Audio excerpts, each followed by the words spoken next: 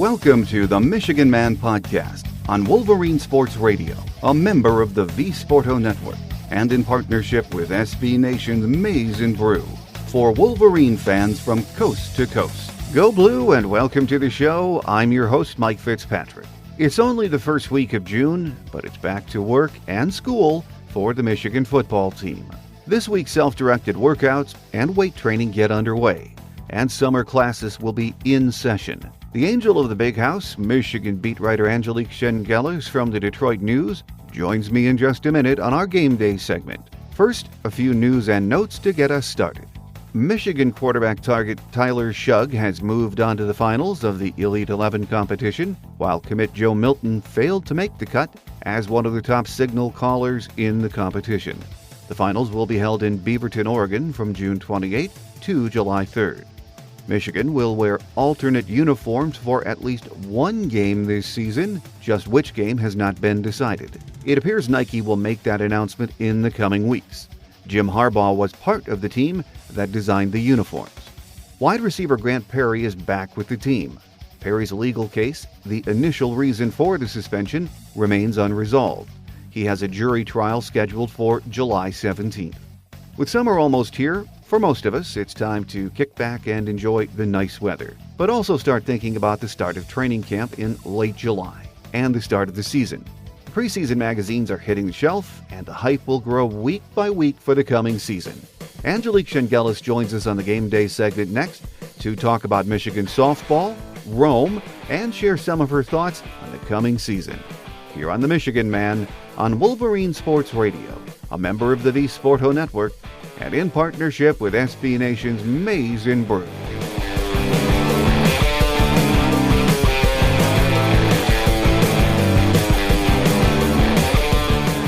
With us on our Game Day segment this weekend, it's been a while. I think the bowl preview was the last time we talked to Michigan beat writer Angelique Chengelis from the Detroit News, but it's fun to talk to you anytime, Angelique. Ciao, Mike.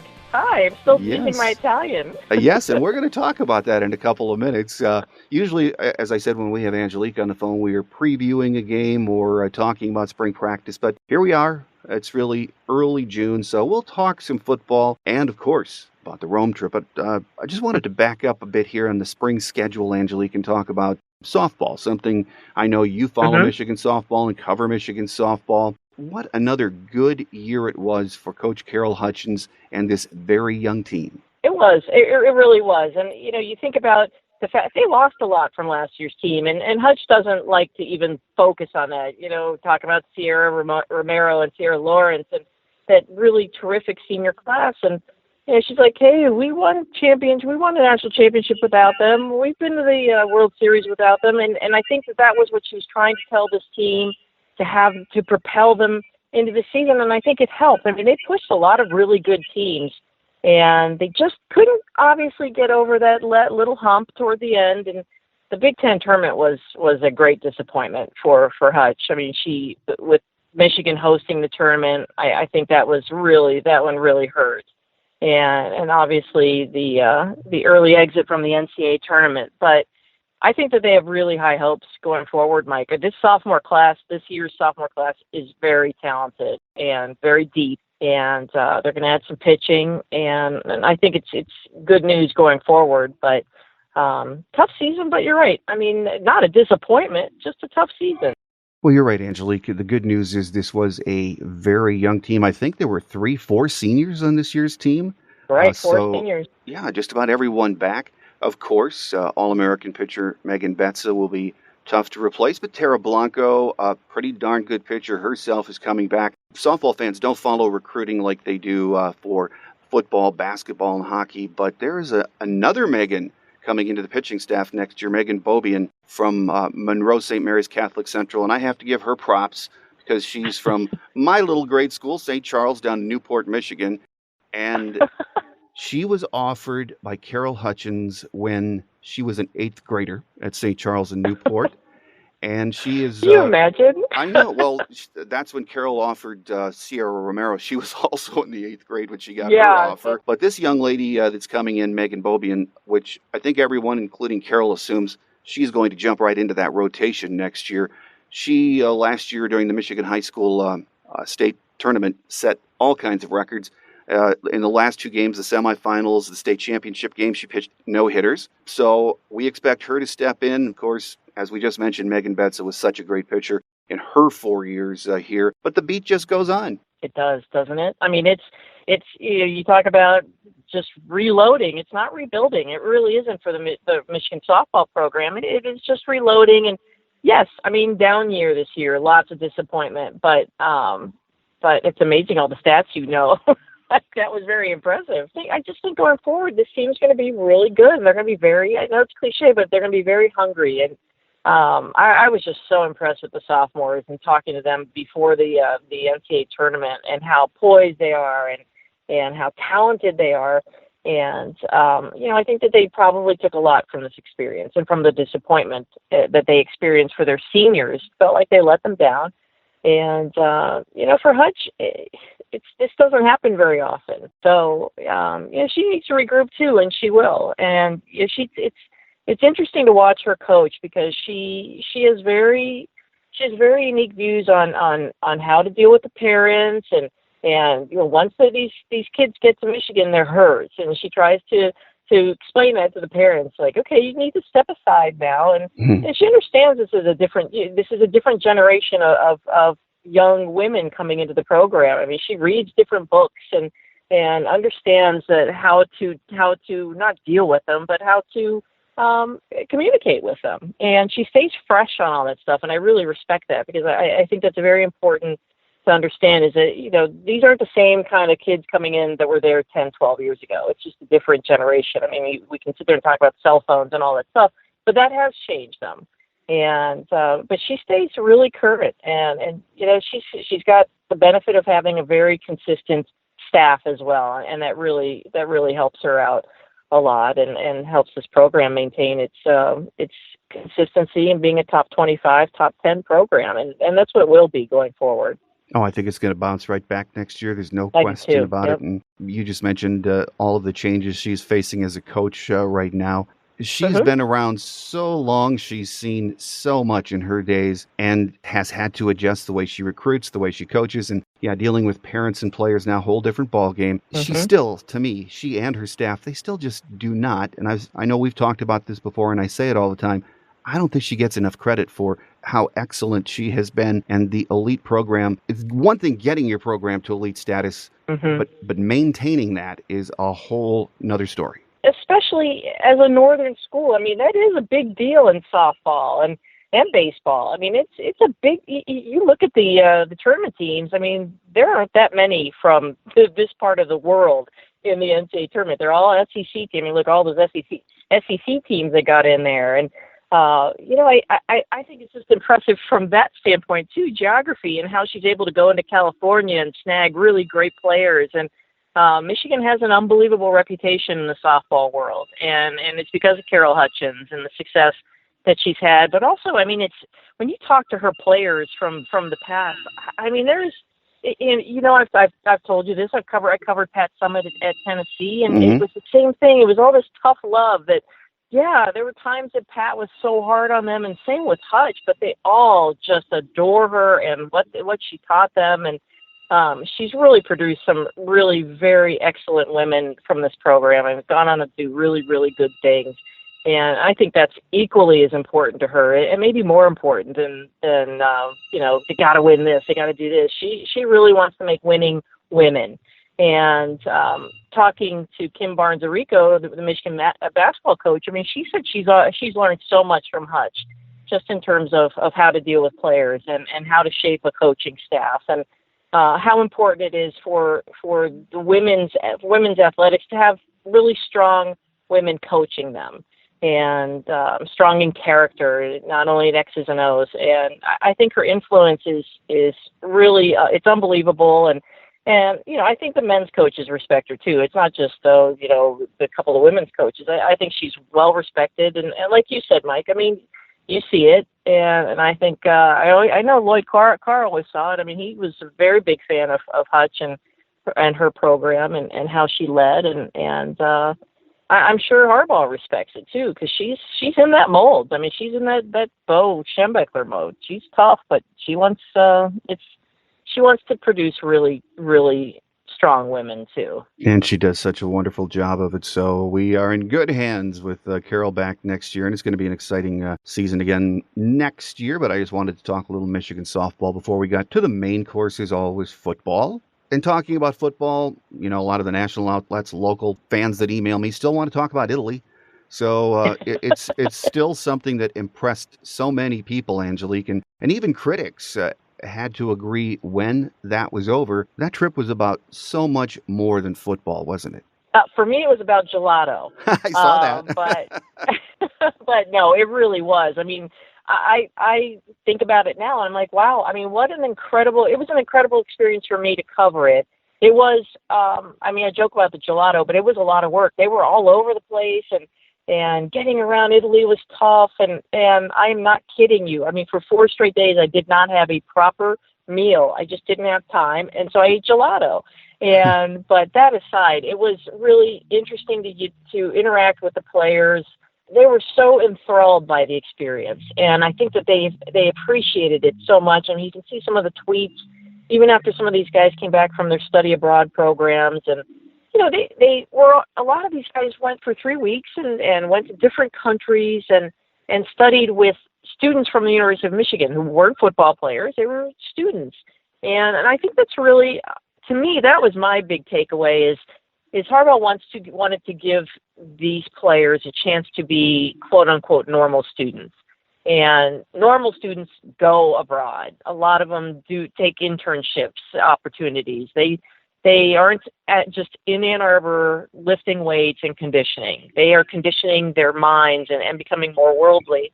And to me, that was the takeaway, is these young men got a chance to see the world and do it with their teammates. And to see some of the photos, and I've talked to a couple of the guys since they've gotten back. I mean, it was an unbelievable experience for them.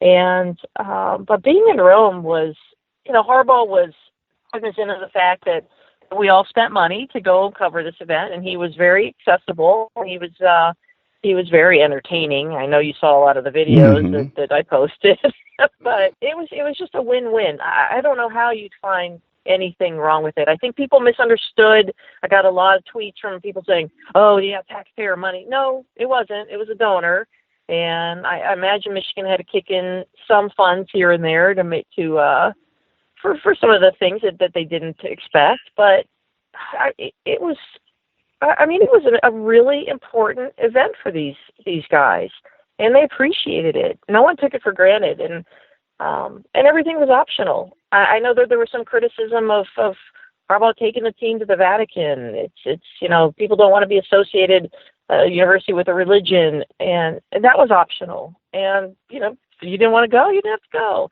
And I'm not Catholic. I thought that was one of the most remarkable things I've seen.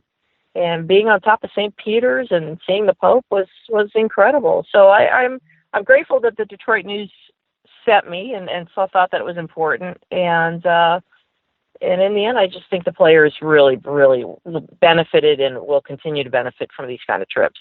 As you said, a lot of the things were optional. And aside from football, that trip to the Vatican, one of the lasting, I think, memories for me, seeing pictures of and video of, were Jim Harbaugh and Sarah Harbaugh meeting the Pope. And, of course, he had that big smile on his face, giving the Holy Father his helmet and his shoes, his Nike shoes. And then Jim's son, John Paul, baptized in Rome. His daughter received her first Holy Communion in Rome. So for Jim Harbaugh, this was also a very spiritual experience, wasn't it? Oh, it was. And I went to the baptism, and I was walking up from my hotel, and and I had passed this entrance every day. I didn't know this is where the church was, but it had the Swiss Army, the Swiss Guard, guards right there in their colorful uniforms, and now this gate was open so I could go in there. And when I'm walking up the street, though, the whole Harbaugh family was coming off their bus, and Harbaugh's carrying the baby, and all of a sudden I hear this group of women swooning, just all these Italian women, older ladies, just going nuts seeing this man. They didn't know who Jim, I guarantee you they didn't know who Jim Harbaugh was. But he's holding a baby, and they were just going nuts. So that was kind of a neat scene. And it was really, the whole family looked like this was probably, what does he always say, A plus plus plus moment. Mm-hmm. It was that for that family, and they really, it was a special day for them, and it was a special trip for the family too. I mean, Jack Harbaugh was not going to go, and then in the end he went, and there they were that first day when the team got there at the Borghese Gardens, and the refugees are there, and Harbaugh's having a conversation with a couple of the men saying, "Why is it called football when you don't play with your feet?" And he had to call in Jack to come in and explain it to them. And that was really fun to see, and the interaction between father and son when they're on the 9-hour tour, when they're walking around buying selfie sticks, and Jack getting a better deal than Jim. I mean, it was hilarious. So, I mean, it was a bonding moment across the board, I think, for teammates and for family. I mean, all the coaches had their family there and their wives and kids. So, I mean, it was really a neat thing. Only good came from this on so many levels. So, all of the critics and the skeptics, when it was announced and then before the trip took place, I think were silenced in so many ways by what actually transpired in Italy. So that's wonderful. But spring practice, of course, outside of the continental U.S. was a first for any college football team. Another first, I think, Jim Harbaugh giving his team, at least in this day and age, giving his team the entire month of May off, and to be, as you mentioned a couple of moments ago, normal college students. An entire month off for a college football team or player just doesn't happen anymore, does it? No, it doesn't.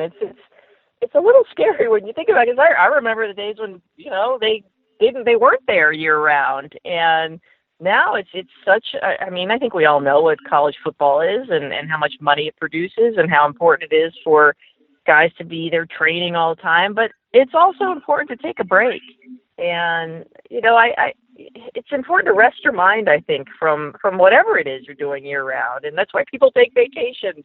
And I think that this whole month and giving them a chance to be normal and to do things that other students get to do during their college experience, I think time will tell, Mike. But I think it rested their minds in a way. I mean, it gave them some other outlets, and I think it's important not to focus on football all the time. And now they're back.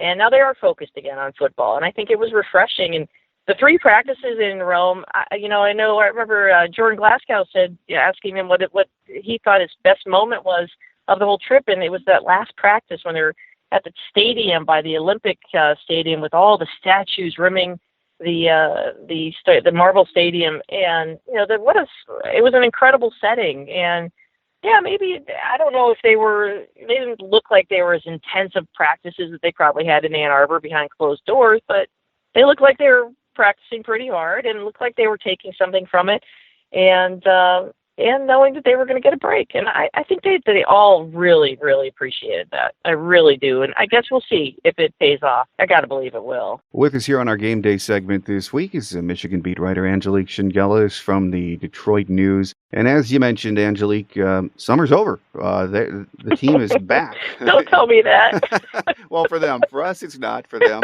it pretty much is. They're back in town. I think this week is when the 7-on-7 drills or self-directed workouts begin. Mm-hmm. And for many of them, summer class very soon.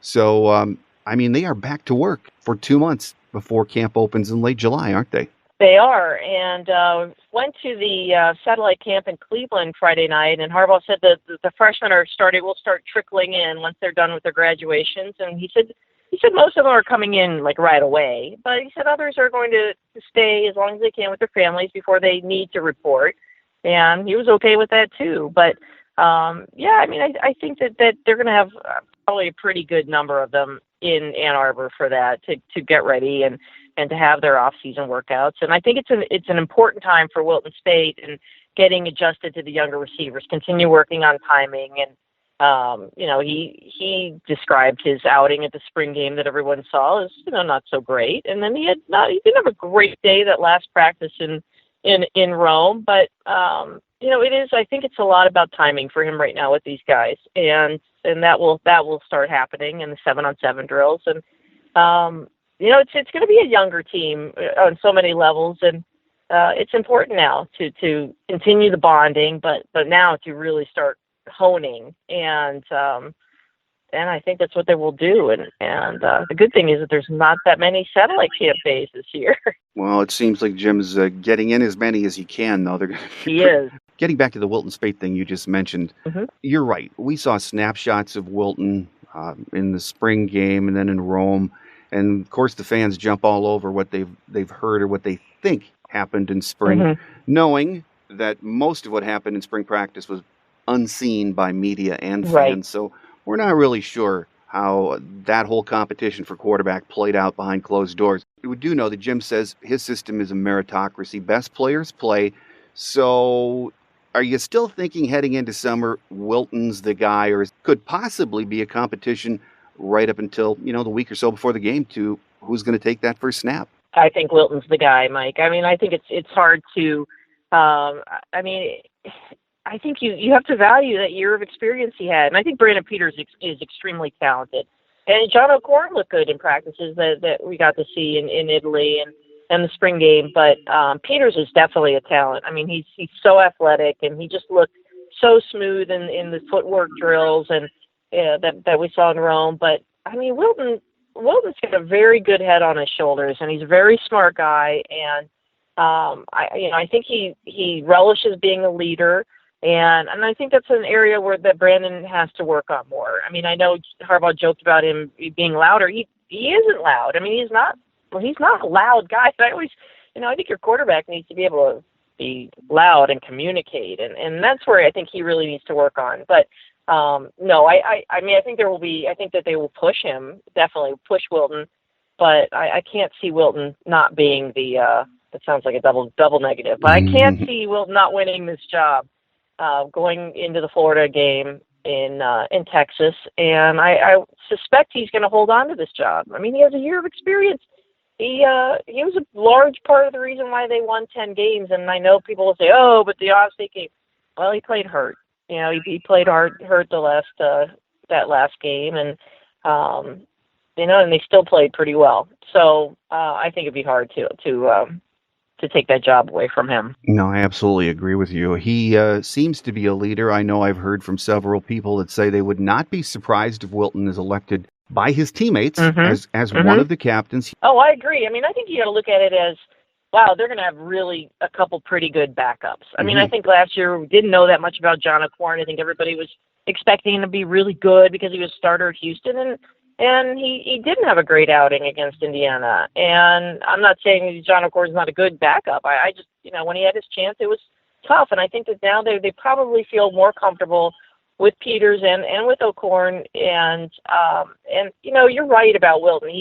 He really has had some hard knocks. I mean, everybody saw the HBO thing. He brings that up all the time when Harbaugh's yelling at him. And, I think he's really learned from that. And in Rome, he was a guy who stuck out to me because he really made the most of every experience on that trip. I mean, from day one with the refugees, he was the one who was really interacting with these people and these men, showing them how to throw football and how to play football. And he really, every day, soaked it in. And I think that was important.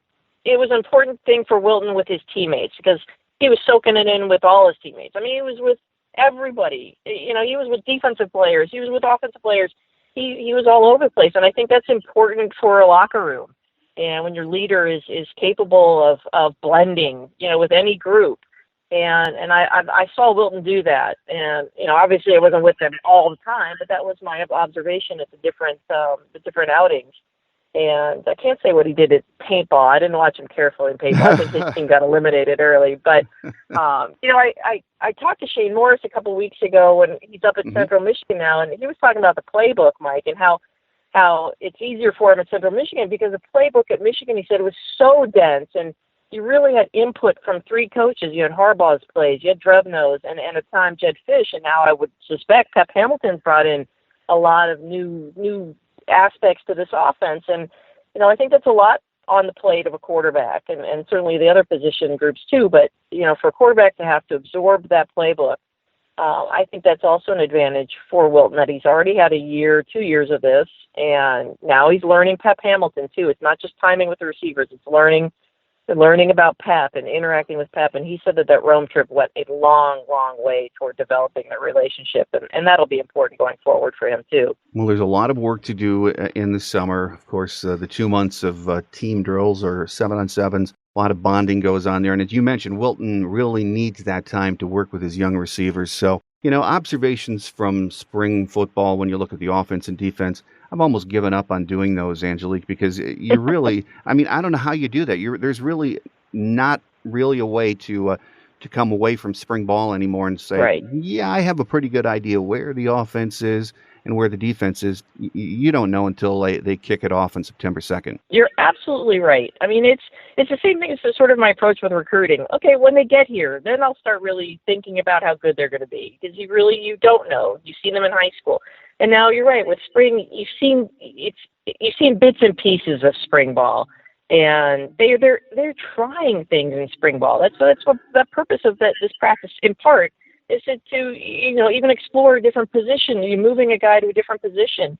And, Donovan Peoples-Jones didn't get to practice as much. He was, had some lingering injury thing. So you saw Tariq Black, and he looked awfully good. But early indications are Donovan Peoples-Jones is really good. But we really didn't get to see him that much. Mm-hmm. And, the offensive line is still a work in progress. I know some people say, oh, it's going to definitely improve. I think where it's improved, at least from my observation, Mike, is these guys look the part. I mean, and I think back to 10, 12, Michigan offensive lines of the past, these guys look like those guys physically. They're big, they're athletic, they've got really good feet, but they're young. I mean, there's going to be a lot of youth, even though you got Mason Cole still there. You got Ben Bredesen. He was young last year. He's still young. He's a sophomore.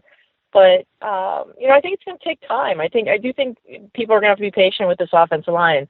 But I think the athleticism is there and the talent is there. And I think it's going to eventually be a good offensive line. I don't know how good this year, but I think going forward it's going to be a good offensive line. But you're right. I mean, you can't say a whole lot about the running backs. You didn't see a lot of Chris Evans, but I think from all accounts he's the guy. And Higdon looks good. And Ty Isaac's got a different approach and a different attitude. He knows it's his last year. So we know all these things, but we don't know how they really will click on the field. And you're right, Mike. I mean, you got to wait until the Florida game and those early season games to see where this team is going. But I just think the talent is really, really high. It's just really young, and it's going to be a matter of how quickly they can adapt. And when you look at the schedule, I know maybe a lot of fans haven't done that yet. I tend to fall on the pessimistic side until I see them start to play and see what we have. But when you open with Florida neutral site, people are saying, hey, we're already 3-point favorites in that game. That's what Vegas says, as if we care what Vegas says. Exactly. Because that is one good football team. And then you look farther down the road, you're going to Madison, you're going to Happy Valley, where they're already, if you like Vegas odds, they're 14-point favorites right now, they being Penn State. Then you have Ohio State and Michigan State at home. This is a tough schedule for a veteran team. You plug in 18 new players. I can't begin to guess where we might end up come late November. I can't believe you left off my alma mater, Cincinnati, when you're rattling off those tough teams. Come on, Mike.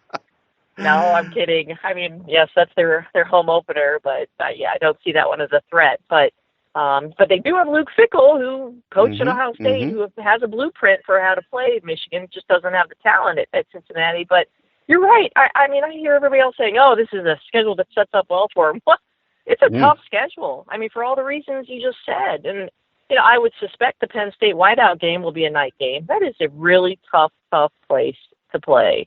Just like Iowa last year, tough, always a tough place to play. And, these are all little factors that, you say them, but they really do play out. They tend to play out that way. And I agree with you. This schedule looks very daunting. And, I mean, Air Force is going to be a tough game. And that's why Don Brown was practicing so much to prepare for Air Force. I mean, he'd spent the 3 practices in Rome and then 1 practice before the spring game focused on Air Force. And I think everybody thought he was joking after the spring game, and he's like, "Yeah, I'm focused on the Air Force." He is. I mean, he was watching film on the flight to Rome. So I think they'll be very prepared for these games. But again, there's a lot of youth, but talented youth, and maybe maybe they will click right away. I don't know, but I'm with you on this. I think it's a tough schedule, and I think it's going to be a really hard one to predict. And I know everybody likes to guess, and I don't. I don't like to say, oh, it's going to be a 9-win season. You don't know. You don't know how injuries play a role. You don't know all these other factors. I would suspect, looking at the schedule, I think that they have a very strong shot to win 8-9 games. I think, just based on what I've seen. But again, I haven't seen enough. I had John Jansen on the show a couple of weeks ago, and I was saying, well, I think it's going to take time, John. And he said, they don't have time, Mike. They have to improve in June and July, and the leadership on that team has to bring these young guys together, because when they start camp in late July into August, they don't have time to work on a lot of the things. He said with that schedule, he said it is a tough schedule, and that's the schedule we want at Michigan. We want to play a tough schedule, but he said they don't have time to get better in October and November. They have to be good on September 2nd, which to me is asking a lot, but I suppose when you're in the third year of Coach Jim Harbaugh's program, that is the expectation. And John also added, Ohio State did it last year, so can we. That's right. That's right. I mean, that's a really good point. And they have 44 players who hadn't played a snap before that season, and going into that July, I mean, Urban was saying, I really like this team. There's a lot of talent here, and that's an excellent point. I mean, it really is, because I'm not saying you've got to be there for 2 years to be developed. I mean, I think that these guys are coming in so much more advanced, and I remember talking to some of the players last year. I mean, like Ryan Glasgow saying, these guys are already, the freshmen coming in look like we looked when we were finishing up our sophomore years. Yeah. So physically, they're more gifted, I think, and because they're playing football year round now. It's not just at the college level, it's the high school level, and they're specializing. And we can debate that whole thing about whether it's better to play different sports or to focus on one. I tend to play a different sports person, but they are definitely more physically, I don't know, gifted, I guess is the right word, or they're just more physically sound coming into college now. And we were talking about leadership in Wilton. I think it's be really, and I couldn't believe. I mean, Rashawn Gary is going into his sophomore year, so he's still technically a freshman. He has taken that leadership role very seriously, Mike. I mean, I saw him pulling aside young guys, pulling aside Chase Winovich, older guy, and pointing out some things, and everybody's receptive. No one's resentful of someone that young saying, hey, you know what, I see this, you got to try this. And you saw it from Maurice Hurst, too. So I think that they've got, we were talking about Wilton's leadership, I think they've got some really strong leadership on the defensive side. Mike McCray, too. They're going to need it in the secondary. They're going to need somebody who can really step up and be a leader back there, too. But that core, that group of three, Hurst and Gary and McCray, I think will be very important in terms of leadership on the defense. And I think it's striking because Rashawn's so young, but he's an example of a guy who came in and is just advanced physically and advanced mentally.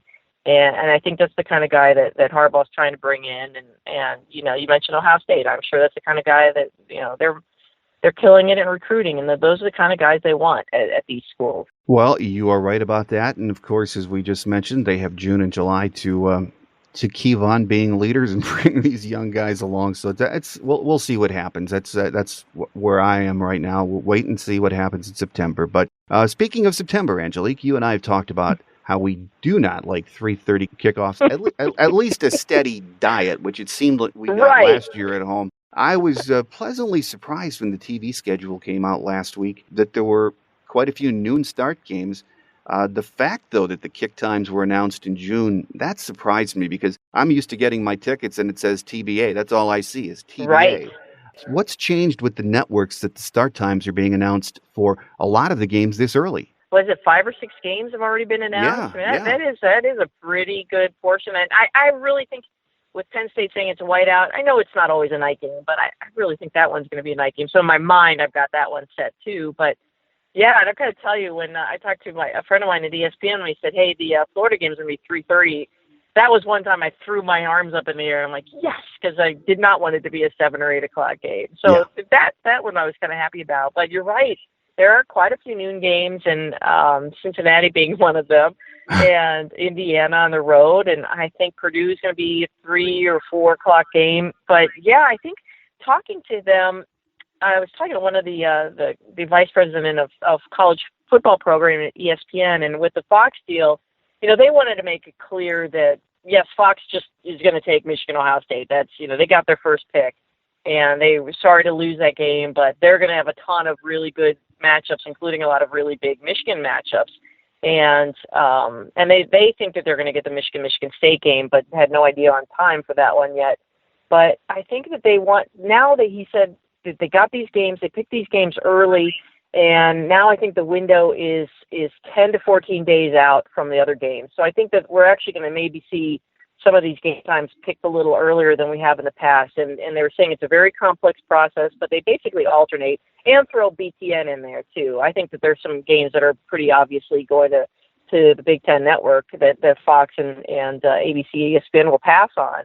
But it is. I think it's important to give fans a chance to plan. I think most people were thinking that Florida game might be a night game, even though Alabama's playing late that day also, and now has that primetime slot. But I wasn't sure, so it gives people a chance to plan. But I don't think they're looking out for the fans, Mike. But I think it's a nice byproduct. But they need to set their schedules too. They need to start figuring out where they're going to be going. And I hope this is a sign of the future that we're going to start getting more of these earlier kick times released earlier. And I would also like earlier kick time. So would I. And one game that we don't have to worry about travel arrangements for ourselves or the opposition is the Michigan State game, of course. Mm-hmm. It's a short bus ride from East Lansing this year, but recently we've been reading and hearing that there's some thought, if not a night game this year, it's going to be very soon, and it's less in control of the athletic directors and the administration as to when that happens. Do you think we might see a Michigan State game this year in the Big House at night? Well, I asked Ward in Italy, and he's like, we'll see. He doesn't know either, or at least he wasn't tipping his hand at all. But I have always wanted to see that game at night. I don't know why. I think. I'm not thinking about all the other stuff, the police, how much, they really have to increase the security of the stadium. But I think in terms of the actual rivalry, I think it'd be a great thing for this rivalry to be on television in prime time and for people to see how hard hitting it is and how vicious. These are two rivals. Everybody's talking about how different Michigan Ohio State is, and this one's extremely different. And I think it'd be great television, but I've talked to Hollis about this before, Michigan State's AD, and it echoes Michigan's, why they've been hesitant to do this. But he has said even with some of the directional schools who've come in to play Michigan State and East Lansing, he's walked around and he said so many of these people come in from Western or Central and they don't even go into the stadium. They are just outside partying and they're outside tailgating. That makes it, so you've got the people in the stadium plus another however many thousands outside the stadium, and that makes it all really hard to secure and to maintain. And I think that's why they've been hesitant. And I think everybody's talked about it. Going even into the night game with Notre Dame, the first one, what's it going to be like? And and what's the alcohol? You have so much more time to have that going on, have people drinking, and that escalates situations in the stadium and outside. So I thought they had pretty good success with that, but everybody seems to think this will take on a new level. And I tend to trust people a little bit more, Mike. I don't know. I'm probably wrong, but I still would like to see that game at night. I just think it would be good for the rivalry. But I think a lot of people would disagree with that. I think it would be very good for the rivalry, and it would be very good for the numbers, which is why the networks would love to do that. I know for Hollis and Ward Manuel and the administrations, public safety issues are something they talk about all the time. And then you have people saying, well, of course you've had Notre Dame, you've had Penn State. Those are two different crowds in my mind. This is a whole different kind of thing, but you have the proximity too, so many fans can come down, and it's that's what Hollis is saying. They can come down and not have a ticket and not care about going into the stadium. So you're dealing with so many numbers. All these Penn State people aren't just going to come in and not go to the game. They're going to, and same with Notre Dame. Maybe some more from Notre Dame because it's a drivable distance, but or closer than Penn State. But yeah, I think that's a big issue for them. They don't have to make that announcement for a while, and I think just because of the proximity of the two universities, they can wait on that. But we'll see. Interesting proposal or a thought. the preseason magazine's on the shelf, of course, this month, Angelique, and the hype begins. We don't have much else to do in June and July, but can't we debate the alternate uniform? That's something we could talk about. Well, isn't that supposed to be a Jim Harbaugh design too? Yeah, he helped out. I said, "Wait, did you help design it?" Yeah. And then he's like, "Oh, I can't say. I know when the game is. I can't say it." I said, "You're the head coach." And he's like, yeah, I know, but, it's a team effort. So I think they're going to let Nike make this revelation. But I think it's pretty fun to hear how people debate this. And some of them really hate the idea, and some of them really love it. So as long as it's not the stripe pattern on the shoulders, most people said. They didn't like that. But no, I didn't mean to interrupt you. But I'm like, hey, we could talk about uniforms. There's that for the next 2 months, too. Yeah, I'm glad he's going to do that again, or the program's going to do that again. Maybe not as much as we did during the Brandon era, where we were rolling out some really interesting uniforms, I guess is the best way to put it. But I'm sure with Jim having any input, it's not going to be that different. So, yeah, that's something to look forward to, and which game it is we're going to see that in. So, for the players, as we mentioned, it's back to work right now. And for us, a little downtime, but the magazines will be out. And this is the time of the year that drives me nuts because everyone's undefeated. And right, week by week by week, as we get closer to camp, the hype begins. But let's enjoy the summer. And as always, Angelique, Michigan beat writer from the Detroit News, Angelique Chengelis, has been our guest. And always, you're so gracious with your time, Angelique. So I hope for you have a wonderful and relaxing summer. And the next time we chat, it's going to be time to tee it up. Tee it up? Did you say tee it up for golf? Because that's what I plan to do now the next few weeks. Yes, that is exactly what I'm going to do. But, there's also camps going on at Michigan in the next couple of weeks. So there's that, the aerial assault camp and the big man camp. So there's still stuff going on. But you're right. I mean, this is the time that everybody's sort of relaxing and waiting. But then I get those tweets, Mike, where it's like, I can't wait for the start of college football. I'm like, yeah, I can. I mean, I want to enjoy a few days of summer. And then by the end of July, I will be ready for it. But it's going to be really, I am really looking forward to seeing how this team develops and to see how the youth become veterans very quickly, because I think we're going to see that. I think we're going to see a lot of young players step up and have to step up very quickly. And it'll be, as always, it's always exciting. People say, well, how can you keep covering this team year after year? It's different year after year, and that's what I like about it, Mike. So can't wait for it, but I can also wait for it. That's right. I'm right there with you. I can't wait for the kickoff, but I do want my 2.5 months of summer to kick back. It will be here. We know it will be here before you know it. So absolutely. Again, I hope it's a wonderful summer for you, Angelique, and we look forward to our next visit. Thank you so much for your time. Thank you, Mike. I appreciate it. Quick Hits is next as we wrap it up for another show here on the Michigan Man on Wolverine Sports Radio, a member of the V Sporto Network, and in partnership with SB Nation's Maize and Brew.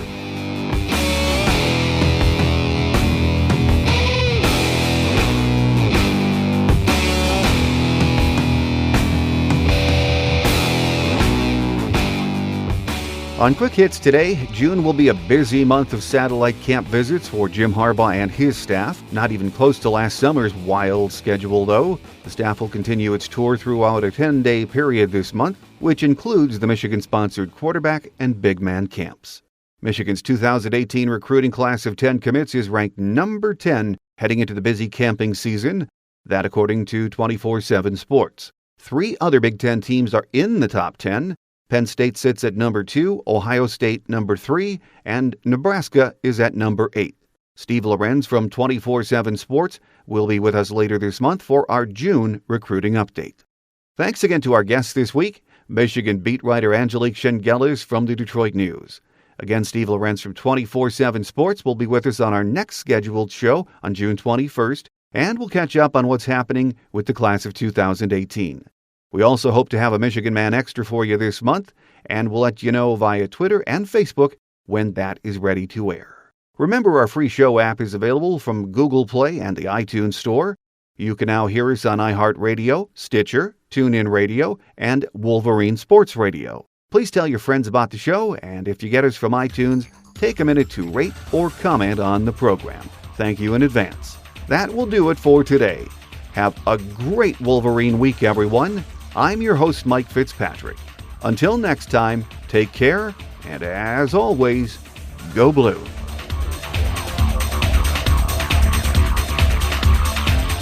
Thanks for joining us today on The Michigan Man, here on Wolverine Sports Radio, a member of the V Sporto Network, and in partnership with SB Nation's Maize and Brew. Our listener lines are open 24/7 for your calls at 313-263-4842. That's 313-263-4842. Or email us at themichiganmanpodcast@yahoo.com. That's themichiganmanpodcast@yahoo.com. The Michigan Man Podcast is produced at the studios of Robin Lynn Productions, Allen Park, Michigan, and is not affiliated with the University of Michigan. Go Blue!